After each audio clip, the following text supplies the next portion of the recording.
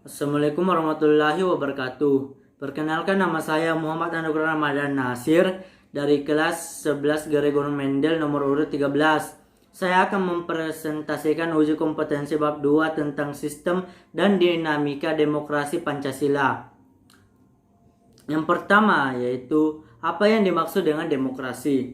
Kata demokrasi berasal dari dua kata dalam bahasa Yunani, yaitu demos yang berarti rakyat dan kratos atau kratia yang berarti pemerintahan, sehingga dapat diartikan sebagai pemerintahan rakyat. 2. Jelaskan macam-macam demokrasi.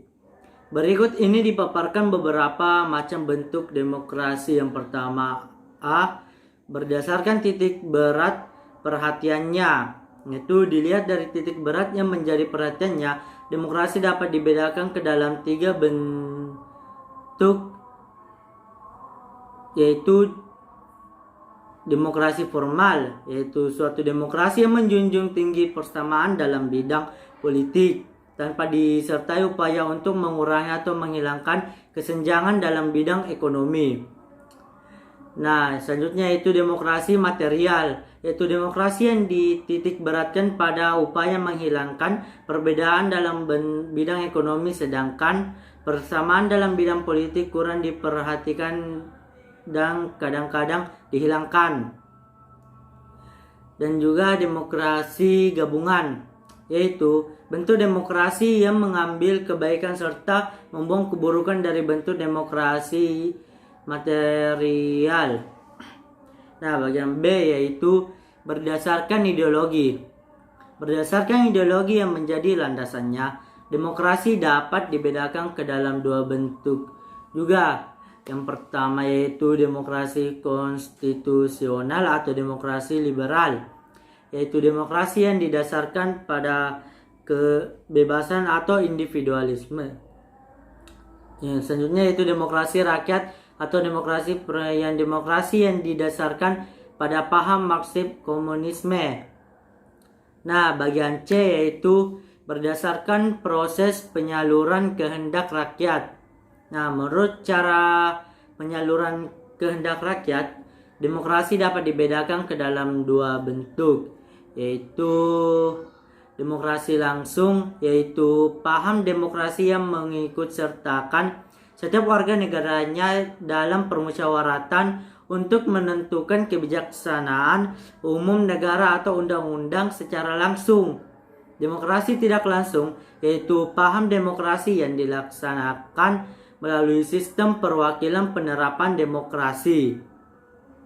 Nah, nomor soal ketiga yaitu jelaskan soko guru demokrasi universal. Soko guru demokrasi sebagai berikut, yaitu A. Kedaulatan rakyat, B. Pemerintahan berdasarkan persetujuan dari yang diperintah, C. Kekuasaan mayoritas, D. Hak-hak minoritas, E. Jaminan hak-hak asasi manusia, F. Pemilihan yang bebas dan jujur, G. Persamaan di depan hukum, H.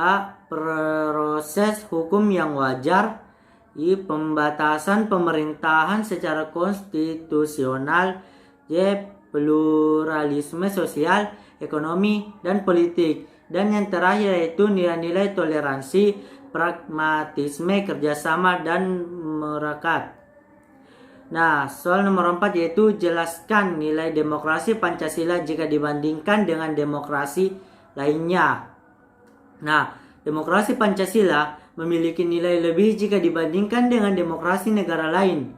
Demokrasi negara mengandung beberapa nilai moral yang bersumber dari Pancasila, yaitu A. Persamaan bagi seluruh rakyat Indonesia, B. Keseimbangan antara hak dan kewajiban, C. Pelaksanaan kebebasan yang dipertanggungjawabkan secara moral kepada Tuhan Yang Maha Esa, diri sendiri, dan orang lain, D. Mewujudkan rasa keadilan sosial, E. Pengambilan keputusan dengan musyawarah mufakat, F. Mengutamakan persatuan nasional dan kekeluargaan, G. Menjunjung tinggi tujuan dan cita-cita nasional, Dan nomor soal kelima yaitu buktikan bahwa negara Indonesia adalah negara demokrasional secara normatif atau empiritif. Secara normatif, negara kita sudah menetapkan sebagai negara demokrasi. Dalam perjalanan sejarah semua konstitusi yang pernah berlaku menganut prinsip demokrasi. Hal ini dapat dilihat misalnya dalam pasal 1 ayat 2 UUD 1945 sebelum diamandemenkan berbunyi, kedaulatan adalah di tangan rakyat dan dilakukan oleh Majelis Permusyawaratan Rakyat.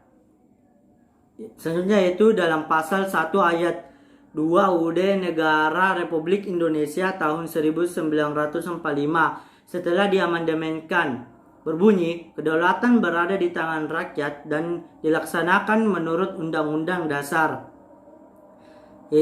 Selanjutnya dan juga dalam Konstitusi Republik Indonesia Serikat pasal 1 ayat 1 berbunyi, Republik Indonesia Serikat yang merdeka dan berdaulat ialah suatu negara hukum yang demokrasi dan berbentuk federasi.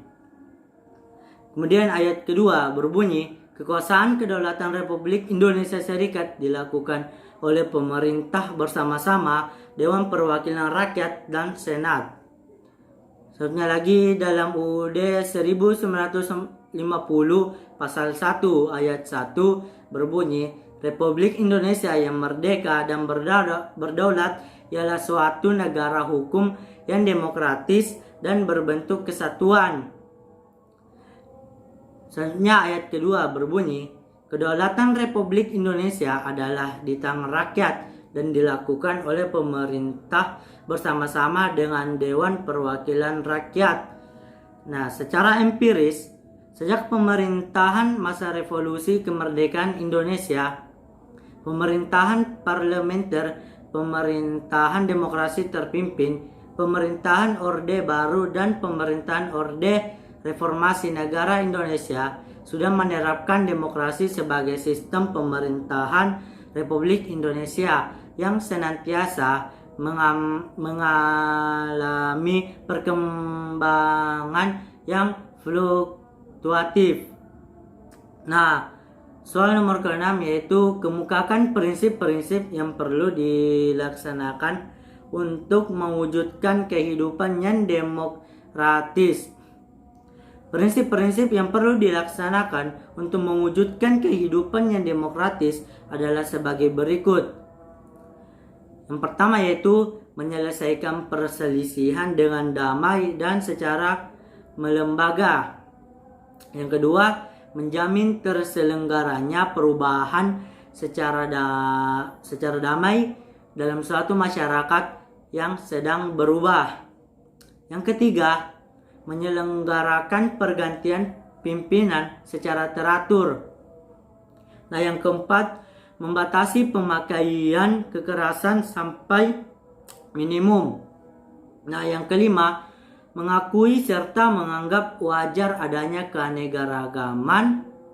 Dan yang keenam yaitu menjamin tegaknya keadilan. Nah, sekian dari presentasi saya. Wabillahi taufiq wal hidayah. Wassalamualaikum warahmatullahi wabarakatuh.